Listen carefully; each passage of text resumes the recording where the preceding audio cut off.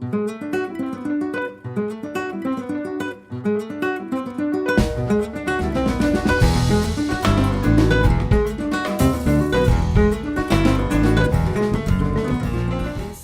aquí con Darío Stanraiver, que está de visita en la Facultad de Trabajo Social por motivo de la presentación del libro Almafuerte, y queríamos aprovechar para tener un breve diálogo para nuestro portal Entredichos de aquí de la facultad.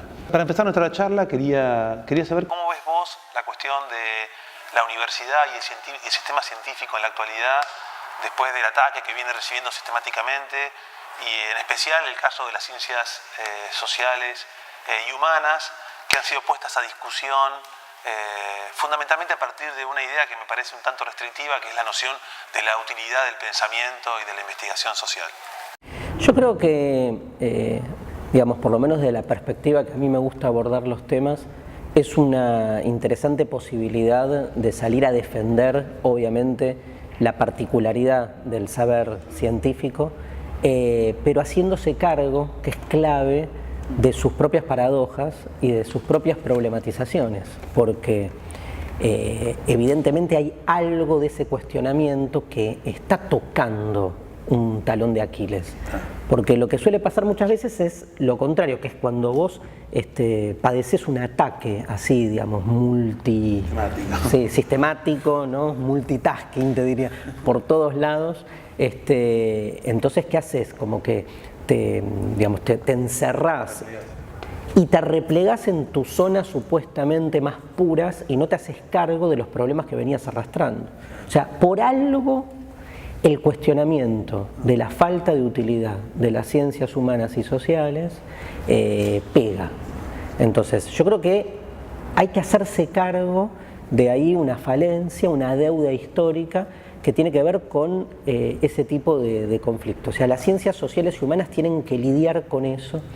Nosotros desde la divulgación venimos fustigando hace rato que hay lamentablemente una especie como de enclaustramiento demasiado, te diría, elitista incluso, en determinados lenguajes o prácticas que no se hacen cargo de lo que yo entiendo que es clave para cualquier ciencia social o humana, que es la popularización, ¿no? Que eso no implica ni la banalización del saber, ni la pérdida de su rigurosidad, sino trabajar básicamente los lenguajes, ¿no? Ahora, eso, digamos, haciéndose cargo de eso, uno puede después defenderse del ataque que claramente tiene otra intención, porque los que por ahí le venimos cuestionando a la burocratización del saber universitario, digamos, su imposibilidad de llegar a la calle, no lo hacemos desde el mismo lugar que lo hace un pensamiento mercantilista, proto-neoliberal, que lo que está buscando es vaciar absolutamente de pensamiento crítico las aulas y transformar, digamos, la educación en una especie de fábrica de gerentes. Entonces, ahí me parece que está bueno lidiar con estas dos situaciones y no volcarse a uno de los extremos. En este sentido, me parece que tu propuesta es sumamente sugerente. Como yo la veo, se trata de un desplazamiento, un dislocamiento que tiene una doble dirección. Por un lado, tu trabajo en los medios lleva a dislocar la filosofía de los lugares habituales en la que la encontramos, particularmente la academia, para que habite en la radio, la televisión, el teatro incluso. Y por el otro lado, el desplazamiento involucra también los temas, problemas y cuestiones que se abordan desde la filosofía. Y creo que eso no solamente es criticado desde afuera, sino muchas veces hacia el interior del mundo académico respecto de cómo son los vínculos entre el conocimiento sociológico, filosófico y diversos actores sociales. Sí, evidentemente todo desplazamiento, digamos, y bueno, la antropología, digamos, lo sabe más que nadie, cómo impactan todas las situaciones de rancias propias, de ciertos exilios que lo que hacen es más que nada sentirte fuera de tu propia casa y de tus propias costumbres, o sea, de aquello en lo que te sentís seguro. Y más cuando se trata de disciplinas que en los últimos siglos, te diría, o décadas, fueron como cada vez circunscribiéndose más a lugares de pocos y para pocos, ¿no? Entonces, obviamente impacta, porque nada, uno prefiere andar en lo seguro. Y un poco la propuesta que empezamos a hacer y que fue emergiendo con el proyecto Canal Encuentro en la gestión anterior, fue claramente, tiene que ver justamente con eso, con que estos desplazamientos tienen como objetivo la democratización del saber, entendiendo en este caso democratización desde la posibilidad de que cualquier ciudadano se apropie de ese saber para poder transformar su propia existencia. Y entonces, digamos, lo inédito es que este tipo de apropiación no se hace solamente desde las ciencias sociales, sino también desde las ciencias duras. O sea, era fascinante ver a un biólogo en Tecnópolis explicando qué hay detrás de la cocción de una milanesa. Y que estuviera media hora cocinando una milanesa con 1000 chicos de colegios secundarios, que seguramente esa noche, si comieron milanesa en su casa, la comieron diferente, porque hay algo que se movió. Entonces, ese tipo de desplazamiento, que ya no es el de la disciplina, ni el de las becas de CONICET, ni el de la administración de los recursos y de los límites o fronteras de cada disciplina, tiene que ver con un desplazamiento, me parece, más libertario, tiene que ver con que cualquier ciudadano, no solo el que viene a la universidad, tiene acceso a una serie de abordajes con categorías de análisis que lo sacan del sentido común cotidiano, que es el que de algún modo se constituye sobre todo a través de los medios, ¿no? Ahora que traes la cuestión de los medios, me gustaría hablar un poco en torno a la verdad y fundamentalmente a cierto malestar que me genera el concepto de posverdad. Fundamentalmente porque me parece que con la emergencia de la noción de la posverdad, cierta discusión en torno a la verdad, no tanto en clave positivista o adecuacionista, sino en términos de lucha, queda un poco diluida. ¿Cómo ves esta cuestión? Me parece que en general, me gustó la palabra malestar, porque en general creo que la academia nunca entendió el prefijo post. O no sé si no lo entendió, no lo quiso entender, o tiene una controversia histórica, ¿no? Porque justamente el post lo que hace no es dejar la cuestión de la verdad fuera de juego, sino es asumir su mutación y su disolución. O sea, en la posverdad lo que se juega es que la categoría histórica de verdad ya ha evidenciado su apariencia. Todos sabemos que es un punto de encuentro de fuerzas en conflicto. Todos sabemos, como bien la definiste vos, que la verdad es una cuestión de poder. Ahora, no podemos todavía manejarnos en la construcción de sentido con una categoría nueva. O sea, sabemos que la verdad no existe en términos absolutos y sin embargo, cuando nos referimos a las cosas desde nuestro lenguaje, necesitamos todavía de esa categoría que, aunque muerta, sigue vigente. O sea, es una categoría espectral, es una categoría fantasmagórica, ¿no? En trabajo social, en antropología, deben haber un montón de categorías de ese tenor, que uno sabe que ya, yo qué sé, progreso, ponele, categorías que uno sigue usando, ¿no? Porque, digamos, bueno, hay una categoría clave que yo la vengo trabajando en otro espacio, que es aula. Yo creo que el aula ha muerto, pero como dispositivo de inclusión y de enseñanza, murió, pero murió hace rato. Ahora, no podés, digamos, prescindir de ella. Claro, entonces la seguís utilizando aunque sabés que está vaciada. Creo que el post resuelve eso. O sea, ¿por qué posverdad? Porque seguimos todavía con la vocación o la intención, la inercia, te diría, de ir por una verdad que sabemos imposible.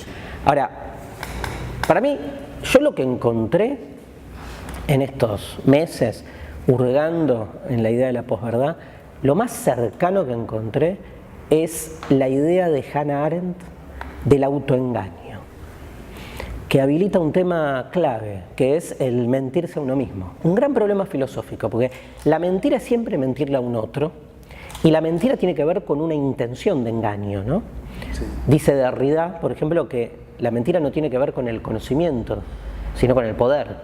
Porque cuando vos mentís, en realidad no importa lo que estás diciendo, la información no es una mentira, será una falsedad, será un error, el que miente lo que está haciendo es, aún sabiendo la verdad, engañar.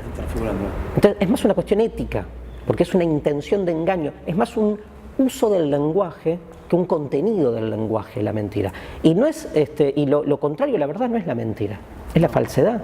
Es más, el que miente sabe la verdad, pero la oculta, adrede. Entonces, ¿qué pasa cuando te mentís a vos mismo? ¿Es posible? Porque en la posverdad se juega un poco eso. Yo creo que no. Yo creo que justamente el que se miente a sí mismo, como es uno mismo el que se desdobla y se miente a sí mismo, en algún punto lejano e interior sabe que se está mintiendo. Entonces, cuando, digamos, se le decide creer a la gobernadora de Buenos Aires que está en el supermercado con el changuito haciendo las compras, esos autoengañadores o sujetos del autoengaño en algún punto saben que es una apuesta. Ahora, ¿sabes qué pasa? El poder es tan astuto que al toque te muestra la apuesta igual. O sea, el Durán Barbismo no tiene ningún empacho en sacarte a los 10 minutos la foto de cómo fue la apuesta. Porque vivimos una sociedad ya no del espectáculo, sino del espectáculo, que es tremendo. Lo que uno le termina aplaudiendo, en este caso a la gobernadora, es que está representando bien el papel. Me hace acordar ese cuento de Borges, el tema del traidor y del héroe, donde finalmente todos estaban representando en un teatro lo que iba a ser un suceso histórico, y Borges tiene una de esas frases brillantes que es este caso es decididamente insólito porque la historia copia a la literatura, ¿no? Porque era un guión previo que todos iban a montar. Me parece que ahí hay algo de la crisis de representación política nuevo, y que la posverdad está habilitando zonas diferentes para pensar lo político, total. Para ir terminando, quisiera hacerte una pregunta relativa al escenario político contemporáneo. Específicamente, yo leí hace un tiempo una intervención tuya respecto de La patria es el otro, y en ese texto me pareció muy sugerente la idea de cómo ese concepto desestabiliza un conjunto de imaginarios y de pertenencias respecto de la vida social. Sabemos que cualquier colectivo humano, comunidad, sociedad, nación, requiere de un conjunto de operaciones simbólicas y políticas de marcación de límites. Entonces, ¿vos cómo ves la mutación que está ocurriendo en este momento desde ese mandato de La patria es el otro a la nueva configuración simbólica de la sociedad argentina contemporánea? A ver, no sé si está mutando o si está en retroceso, pero claramente me parece que va conformando como modelos diferentes de cómo relacionarse con lo propio, y evidentemente con el gran problema de las ciencias sociales, que es el otro, ¿no? Claramente, y es donde más se evidencia en estos colectivos. Dos cosas te diría. Primero, yo creo que en un primer momento, digamos, yo me pelearía con la oposición antinómica entre individuo y colectivo. Porque yo creo que los colectivismos terminan siendo individuos ampliados, yoes, ¿no? Yoes que de alguna manera incluyen esa mismidad que pone en juego todo lo que tenemos en común. O sea, en filosofía hace rato que nos estamos peleando con la idea de que comunidad tiene que ver con lo común, porque lo común lo que hace básicamente es suprimir la diferencia, la singularidad del otro en pos de lo común. Entonces, esos colectivismos me suenan más a yoes ampliados o exacerbados, y en ambos casos permanece siempre ausente o excluido el que para mí es el sujeto de la historia, que es el otro. Claro. O sea, no solo el individualismo niega al otro, el colectivismo también niega al otro. Sí, sí. Entonces, me parece fundamental en este esquema de La patria es el otro, la irrupción de esa otredad que desestabiliza el lugar común en el que uno permanentemente se siente tranquilo. La otredad molesta. Sí, sí. Si no molesta, no es otredad. Entonces, ¿por qué en mi patria tengo que aceptar una molestia? Bueno, de eso se trata. Por eso, en definitiva, las concepciones, si querés, que se encierran más sobre sí mismas, van directamente a disolver esa otredad en pos de su seguridad o de su tranquilidad cotidiana. Exclusión o asimilación, ¿no? Exclusión o asimilación, negación o fagocitamiento. El otro, imposible siempre, porque en un caso lo exterminás y en el otro caso lo transformás a tu propia necesidad.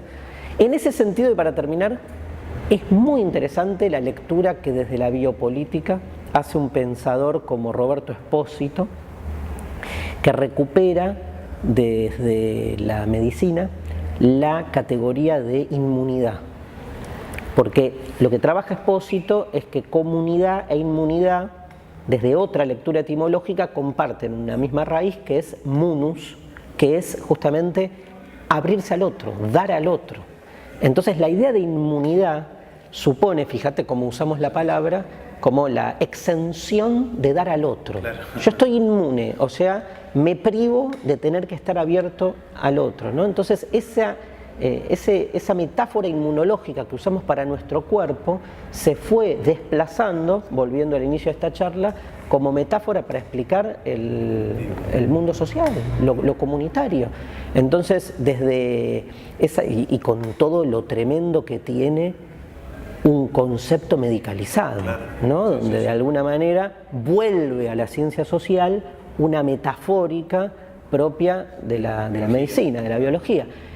Me parece que desde la categoría de inmunidad empiezan a cambiar algunos esquemas, sobre todo la problemática que supone, digamos, los sistemas de defensa. Claro. Mirá qué metáfora para el cuerpo y para una nación en términos de padecimientos autoinmunes. O sea, la autoinmunidad, la desesperación por cuidarme a mí mismo hace que yo termine inoculando lo mismo que quiero de algún modo exterminar, que es una vacuna, sino inocularme la enfermedad que yo quiero combatir. Diríamos en términos benjaminianos, si yo en algún sentido creo que a la violencia se la combate con violencia, lo que seguro no termina es la violencia. Entonces, es más, se me vuelve parte de mi propio ser. Me parece que ahí hay una explicación interesante para repensar los órdenes sociales de nuestros tiempos. Bueno, Darío, muchísimas gracias por estos minutos y ahora nos vamos a la presentación del libro.